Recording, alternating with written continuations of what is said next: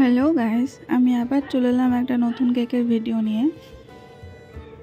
তো তোমরা video title দেখে বুঝতেই পেরেছো যে এটা আমি কি কেক তৈরি করতে চলেছি।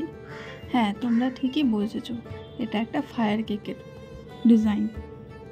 তাহলে তোমরা দেখতে থাকো যে আমি কি করে কেকটা তৈরি করলাম। শুরুতে দেখতেই পারলে যে কেকটা কতটা স্পঞ্জি হয়েছে।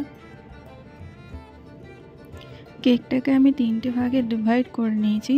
তারপরে যথারীতি চিনি জল দিয়ে কেকটাকে ময়েস্ট করেছি। তারপর আমি ক্রিমের ফার্স্ট লেয়ার আমি দিয়ে দিয়েছি কেকটার মধ্যে। এবার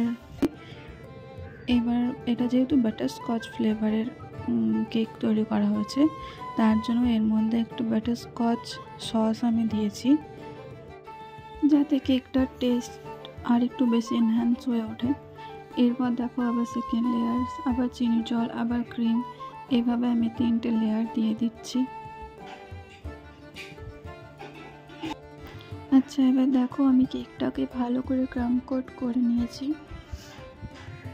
ক্রাম কোট করার পরে কেকটা মিনিমাম 20 মিনিটের মতো রেস্ট দিতে হবে। তারপরে আমি আবার ফাইনালাইজিং শুরু করছি। তো ভালোভাবে ধীরে সুস্থে ফাইনালাইজিংটা করতে হবে, যাতে আমার সব কিছু যাতে ভালোভাবে কভার হয়ে যায় কেকের মধ্যে, আর দেখতে যাতে সুন্দর লাগে। আচ্ছা, তোমাদের যদি এখনও পর্যন্ত আমার এই ভিডিওটা যদি একটুও ভালো লেগে থাকে, তাহলে প্লিজ আমার চ্যানেলটিকে লাইক, শেয়ার অ্যান্ড সাবস্ক্রাইব করে দিও।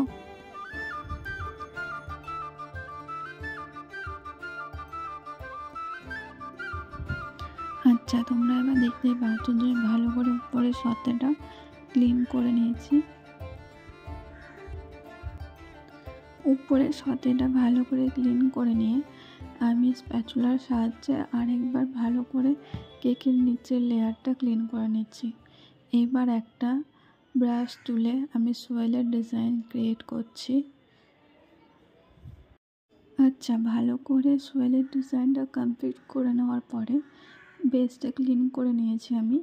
এবার দেখো, আমি এটা যেহেতু ছবির সাথে কেকটা কমপ্লিট করছি, ওই জন্য আমি কেকের সাইজের থেকে একটু ছোট করে ছবিটা কেটে নিয়েছি, যাতে আমার ভালো করে অ্যাডজাস্ট হয়ে যায় কেকের মধ্যে। এবার আমি একটা স্টার নোজল তুলে তার সাইডে বর্ডার ক্রিয়েট করছি। আমি এইভাবে স্টার নোজলের সাহায্যে কেকের বর্ডারে আরেকটা লাইন ক্রিয়েট করে নিলাম। এবার দেখো, আমি ওই স্টার নোজলের দ্বারাই একটা নিচে খুব সুন্দর ডিজাইন ক্রিয়েট করে নিয়েছি, যাতে আমার কেকটা দেখতে আরও সুন্দর লাগে। এবার যেহেতু এটা ফায়ার কেক ডিজাইনের কেক, ওই জন্য আমি ফায়ার পেপারটাকে কেকের সাইজে ভালো করে কেটে নিয়ে আমি উপরে বসিয়ে দিলাম।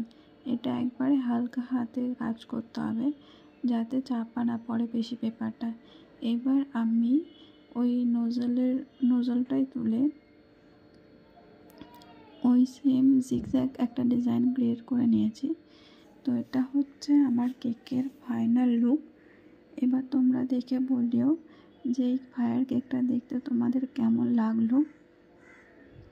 আর যদি তোমাদের ভালো লেগে থাকে, তাহলে আমার চ্যানেলটিকে প্লিজ সাবস্ক্রাইব করিও।